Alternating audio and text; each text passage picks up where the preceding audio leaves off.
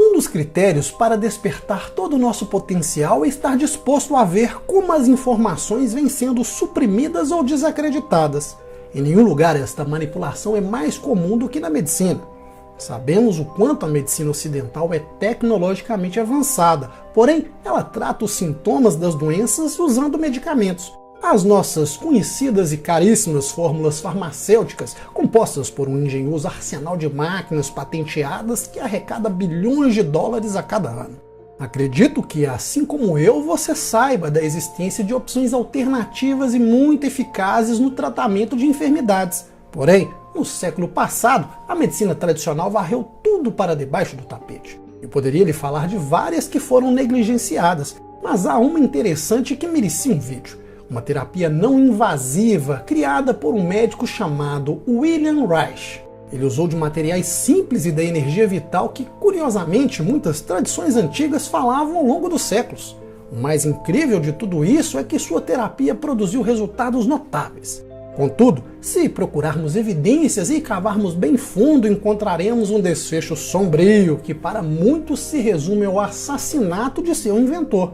Isso se deve por causa do resultado de suas descobertas que poderiam mudar completamente nossa compreensão da saúde e das doenças. E diante dos inúmeros pedidos de vocês, hoje falaremos do maior legado de Reich, a energia orgânica.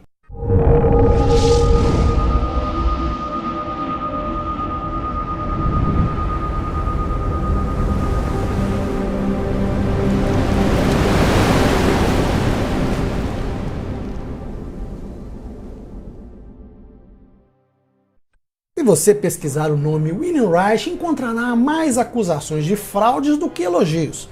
Não há dúvida sobre a quantidade de pressão sofrida por esse homem, uma vez que suas ideias eram muito inovadoras, porém muito controversas. Logo de início ganhou grande respeito ao abrir caminhos nos campos da saúde mental e física.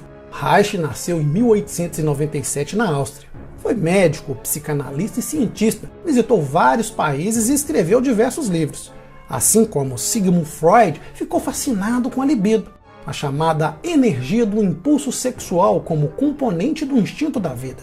Aos 30 anos, em Viena, foi testemunha de uma revolta violenta que tirou a vida de muitos inocentes. Esse fato deixou triste e perplexo, porém foi o grande divisor de águas em sua vida, a ponto de conceituar tais ações. Ele chamou de a nocividade social das visões e instituições. E quando digo que foi um divisor de águas, é porque diante disso identificou o problema. Observou que a doença psíquica estava ligada ao irracionalismo de costumes sociais e políticos. Por outro lado, o amor, o trabalho e o conhecimento deveriam governar nossas vidas, mas sem dogmas. Bem, podemos resumir suas descobertas sob 3 pilares. O primeiro é sua fascinação pela libido, que o levou a aprofundar nas pesquisas e descobrir que essa energia era bem mais ampla do que supunha Freud. Ela estava presente não só no corpo, mas também no universo. A energia orgânica.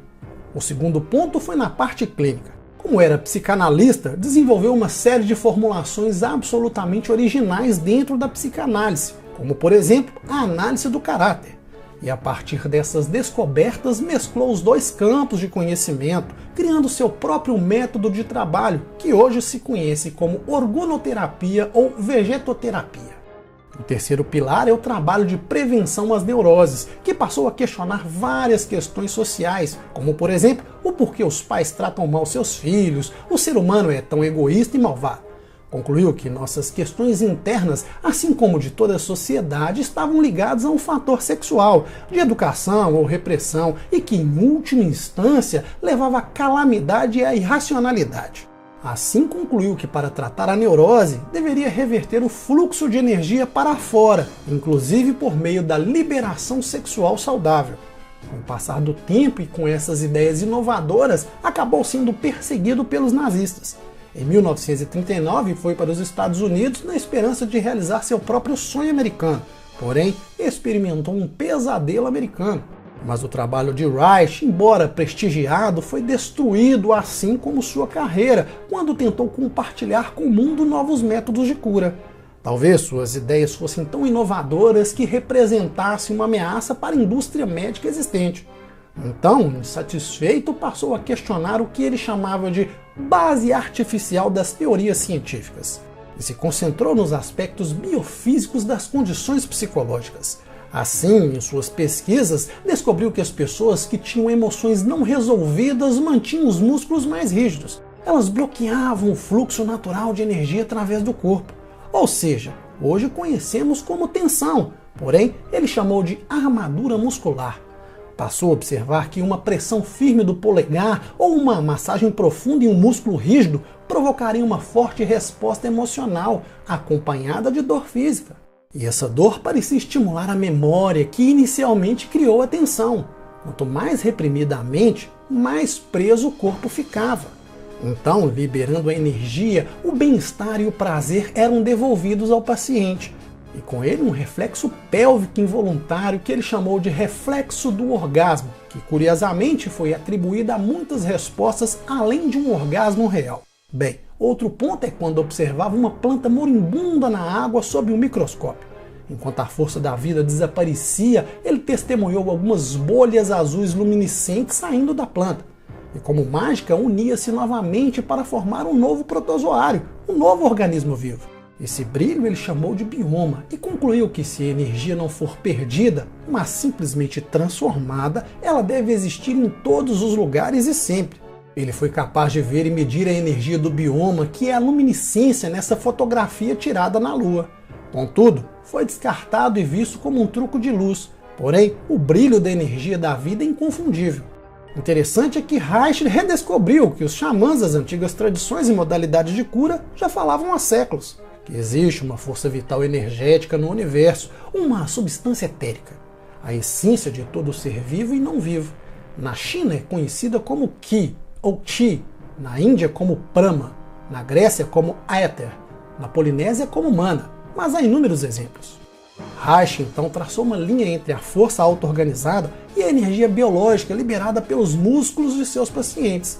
E essa força vital era a fonte da vida e da procriação que foi chamada de orgone. Interessante é que por milhares de anos, curandeiros e xamãs de muitas culturas têm cultivado essa energia invisível a fim de restaurar a saúde e curar doenças. Entre esses métodos antigos estão alguns que conhecemos, como a acupuntura, o reiki, a reflexologia, limpeza de chakras, dentre outros. E todas compartilham de um princípio consistente. Nossa biologia é governada por meridianos de energia invisível e a doença ocorre quando as áreas estagnam no corpo. Desta forma, enquanto a medicina tradicional trata os sintomas da doença, essas modalidades se concentram em abrir o fluxo desta energia. Assim, Reich criou um dispositivo capaz de detectar e medir a existência da orgone, conforme descrito em seu livro. Se trata de uma bobina de indução em uma série de placas de metal com uma lâmpada entre elas. Toda vez que um campo orgone se aproximava do medidor, a luz acendia. Nos dias de hoje, quem procura algo assim, um medidor experimental de energia vital, não é muito diferente de um leitor de bateria, porém, pode medir a energia das pessoas, animais, plantas e até alimentos. Bem, enquanto estudava orgone, descobriu algo curioso. Existe a energia orgônica positiva, que era organizada, estruturada e vivificante. E por outro lado, há também a energia orgônica mortal, que era uma energia antibiológica estagnada que levaria à decadência. E a doença nasce do acúmulo da energia mortal combinada com a falta da energia positiva. E passou a ver como a energia negativa interrompia o fluxo da vida através do corpo. E criou uma alternativa. Sua invenção direcionaria o fluxo orgone da vida para um paciente. E ele chamou de acumulador de orgone.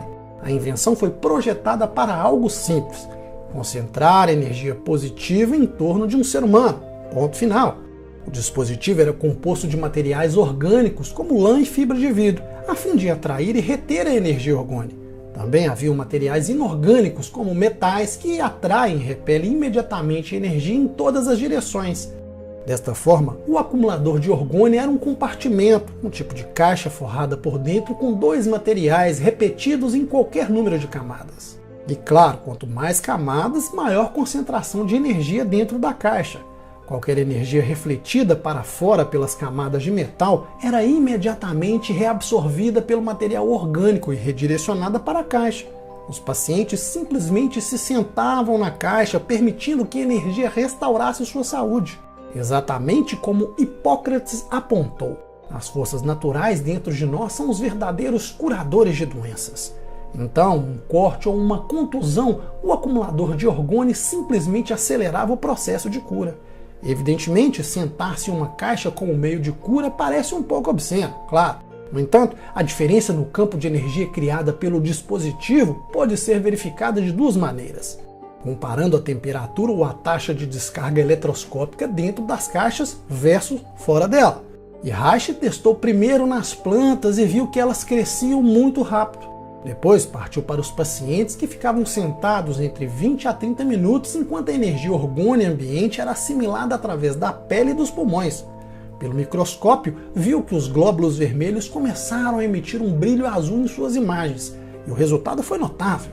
Os pacientes relatavam calor, relaxamento e às vezes uma picada. A pele ficava corada e suava e tinha uma sensação na pele de um brilho suave. Foi quando percebeu que várias doenças se curavam mais rapidamente e algumas eram curadas de maneira completa com o resultado do uso contínuo do acumulador. Ele tratou de problemas digestivos, lesões, picadas de insetos, queimaduras, dores musculares ou articulares, impotência e condições ainda mais desafiadoras como câncer. Outro ponto curioso é que Reich observou a mudança de atitude dos pacientes. Eles expressaram mais alegria e felicidade e positividade após um tratamento. O acumulador de energias parecia liberar emoções negativas presas e substituí-las por positivas. No entanto, não deveria ser usado perto de fontes como usinas nucleares, torres de rádio ou algo similar, já que poderiam prejudicar o tratamento. Portanto, a localização geográfica era um fator importante a ser considerado.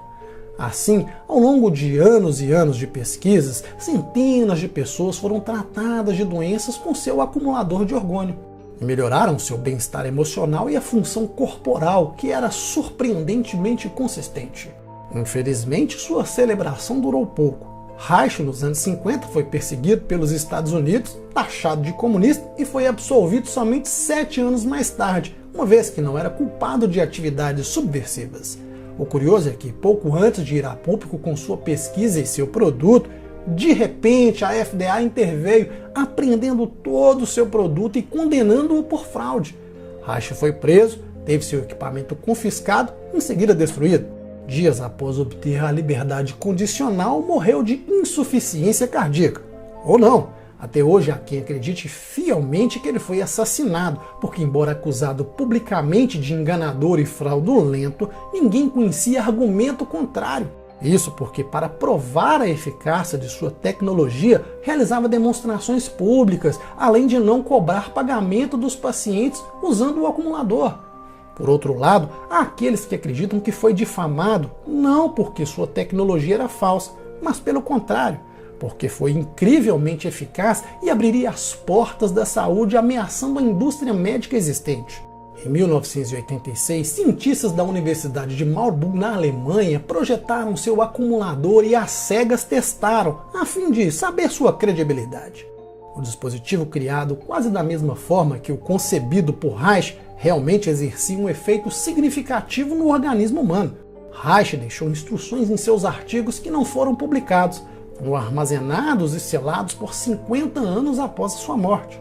Em 2015, a Universidade de Harvard publicou que a narrativa de que Reich era um pseudocientista era falsa.